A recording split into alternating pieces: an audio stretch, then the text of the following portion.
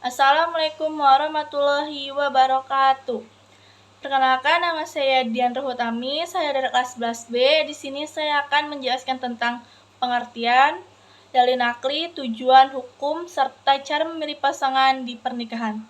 Untuk yang pertama-tama, saya akan menjelaskan tentang pengertian dalam pernikahan.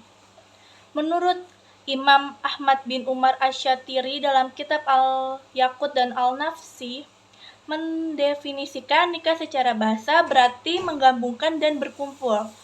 Sedangkan menurut istilah syariat, nikah ialah suatu akad yang menjadikan bolehnya seorang laki-laki dan perempuan melakukan hubungan suami dan istri.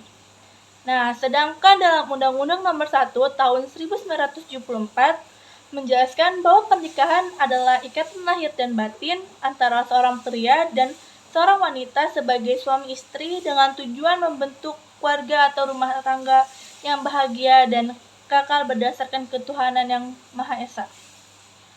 Dengan kata lain, pernikahan adalah ikatan lahir batin antara seorang laki-laki dan perempuan untuk hidup bersama dalam suatu rumah tangga melalui akad yang dilakukan menurut aturan hukum syariat Islam yang mengakibatkan timbulnya hak dan kewajiban di antara masing-masing pihak. Untuk yang kedua, yaitu ada dalil nakli tentang pernikahan. Adapun dalil nakli tentang pernikahan dalam Quran Surat Al-Arum, surat ke-30 ayat ke-21. A'udzubillahi minasyaitonirrajim. Bismillahirrahmanirrahim. Wa min ayati anna khalaqakum min anfusikum azwajan litaskunu ilaihi wa ja'al bainakum mawaddatan wa rahmah. Inna fi dzalika laayatil liqaumin yatakaffarun. Yang artinya, dan di antara tanda-tanda kebesaran ialah Dia menciptakan pasang-pasangan untukmu dari jenismu sendiri, agar kamu cenderung dan merasakan tenteram kepadanya. Dan Dia menjadikan di antaramu rasa kasih sayang. Sungguh, pada yang demikian itu benar-benar terdapat tanda-tanda kebesaran Allah bagi kaum yang berfikir. Sedangkan Nabi Muhammad SAW tentang anjuran menikah bagi yang sudah mampu termaktum dalam kitab Al-Jami' Al-Syahi Juz 30 nomor 5606 disebutkan, artinya, dari Abdurrahman bin Yazid, ia berkata, aku bersama Alqamah dan Aswad menemui Abdullah. Lalu Abdullah berkata, kami bersama Nabi Muhammad SAW sebagai pemuda yang tidak mempunyai apa-apa. Maka Rasulullah SAW berkata kepada kami, hai para pemuda, barang siapa di antara kamu telah sanggup menikah, maka nikahlah. Karena nikah itu dapat menundukkan mata dan memelihara faraj atau kelaminan. Dan barang siapa tidak sanggup, maka hendaklah berpuasa, karena puasa itu dapat menjagamu melemahkan syahwat. Untuk yang ketiga, yaitu ada tujuan pernikahan. Seseorang harus memiliki tujuan yang baik ketika akan melakukan pernikahan, karena tujuan inilah yang akan mempengaruhi kehidupan setelah menikah. Tujuan menikah yang baik ialah sebagai berikut. Yang pertama, untuk memperoleh kebahagiaan dan ketenangan hidup sakinah. Ketentraman dan kebahagiaan adalah idaman setiap orang. Menikah merupakan salah satu cara supaya hidup menjadi bahagia dan tentram. Untuk yang kedua, untuk membina rasa cinta dan kasih sayang. Menikah merupakan salah satu cara untuk membina kasih sayang antara suami istri dan anak. Yang ketiga, memenuhi kebutuhan biologis yang sah dan diridhoi Allah Subhanahu wa taala. Untuk yang keempat, melaksanakan perintah Allah Subhanahu wa taala dan Rasulullah sebagai sabda beliau dalam kitab Sahih Muslim nomor 1401 yang disebutkan, artinya dari Anas bin Malik, ada beberapa sahabat Rasulullah SAW berkata, saya tidak akan menikah. Sebagian lagi berkata, saya akan selalu sholat dan tidak tidur. Sebagian lagi berkata, saya akan terus berpuasa dan tidak berbuka.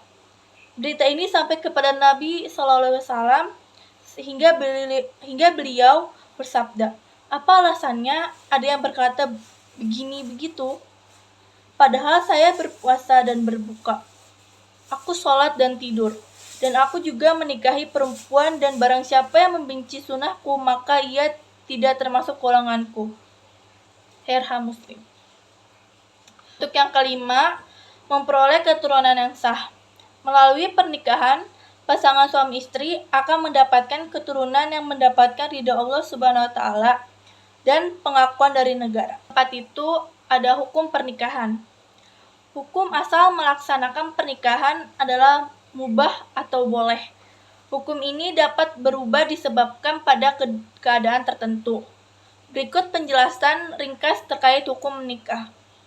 Yang pertama, sunnah. Hukum sunnah menikah ditunjukkan untuk orang yang sudah mampu dari segi lahir dan batin untuk menikah namun masih sanggup mengendalikan dirinya dari godaan yang menjurus kepada perzinaan. Yang kedua, wajib. Hukum wajib menikah ditunjukkan untuk orang yang telah mampu menikah, mampu dari segi lahir maupun batin. Sedangkan apabila seseorang tersebut tidak menikah, ia khawatir akan terjerumus ke dalam perzinaan. Yang ketiga, mubah. Artinya diperbolehkan. Seseorang dihukumkan mubah untuk menikah apabila faktor-faktor yang mengharuskan maupun menghalangi terlaksananya pernikahan tidak ada pada dirinya seseorang tersebut. Yang keempat, makruh.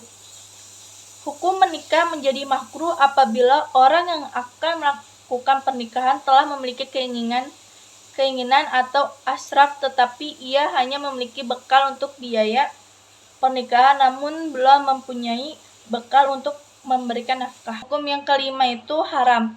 Hukum menikah menjadi haram bagi orang yang akan melakukan pernikahan tetapi ia mempunyai niat yang buruk seperti niat menyakiti perempuan atau niat buruk lainnya. Hukum menikah juga haram apabila seseorang hendak menikah namun tidak memiliki biaya untuk melaksanakan perkawinan dan dipastikan tidak mampu memberi nafkah dan hak-hak istri serta keluarganya. Yang kelima itu atau yang terakhir, memilih pasangan dalam pernikahan. Nabi Muhammad SAW memberikan tuntunan dalam memilih pasangan dalam pernikahan, yaitu dengan mempertimbangkan karena yang pertama, hartanya, yang kedua, keturunannya, yang ketiga, kecantikannya atau ketampanannya, yang keempat itu agamanya.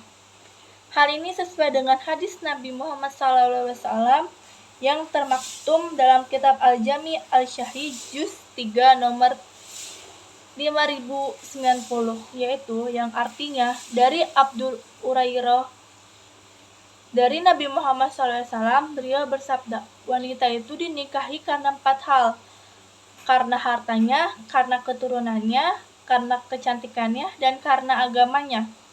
Maka pilihlah karena agamanya, niscaya kamu akan beruntung. Hadis riwayat Al-Bukhari. Dari hadis tersebut memberikan bimbingan dalam memilih pasangan mempertimbangkan 4 hal. Hanya saja di akhir hadis tersebut disebutkan, pilihlah karena agamanya, niscaya kamu akan beruntung. Ini adalah tuntunan dari Nabi Muhammad SAW agar dari 4 pertimbangan tersebut agar memilih karena agamanya.